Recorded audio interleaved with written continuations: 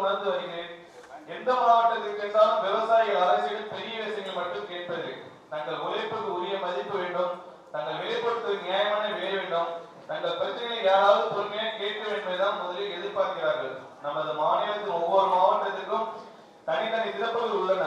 காவிரி டெல்டாவில் ஒரு வகை தேவைகள் இருக்கின்றன, வறட்சி பகுதியில் வேறு வகையான மலைப்பகுதிகளில் தோட்டக்கலை தேவைகள் இருக்கின்றன. விவசாயிகளின் பிரச்சனைகள் வேறுபட்டவை.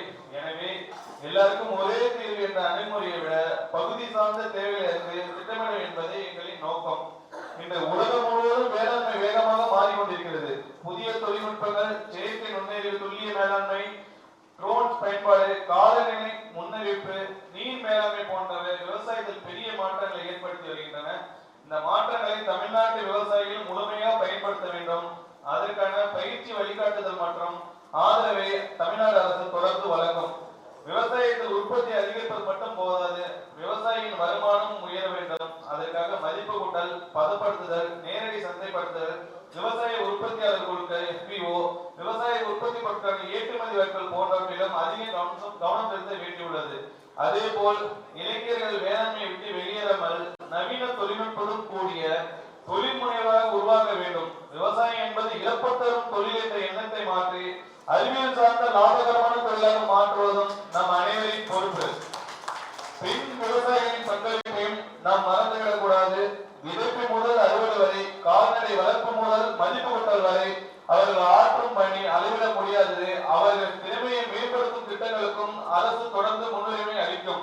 நான் உங்களிடம் முறை கொண்டு வைக்கிறேன். இன்று பேசும்போது உங்கள் ஊரின் பிரச்சனை மட்டும் சொல்லிவிட்டிருக்கிறார்கள், அதற்கான தீர்வையும் நீங்கள் சொல்லுங்கள். உங்கள் அனுபவத்தில் வெற்றி பெற்ற சாகுபடி முறைகள் இருந்தால் பகிருங்கள்.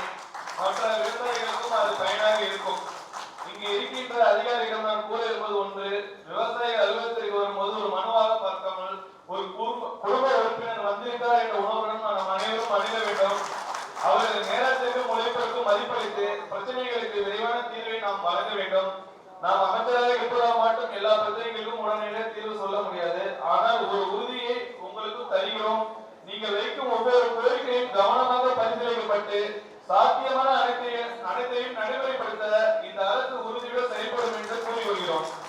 தமிழ்நாடு விவசாயத்தில் இந்தியாவுக்கு முன்னுதாரணமாக இருக்க வேண்டும். அதை அரசு மட்டும் செய்து முடிக்க முடியாது. உங்களின் அனுபவம், உழைப்பு, ஒத்துழைப்பு, ஆலோசனைகள் அனைத்தும் அதற்கு அவசியம்.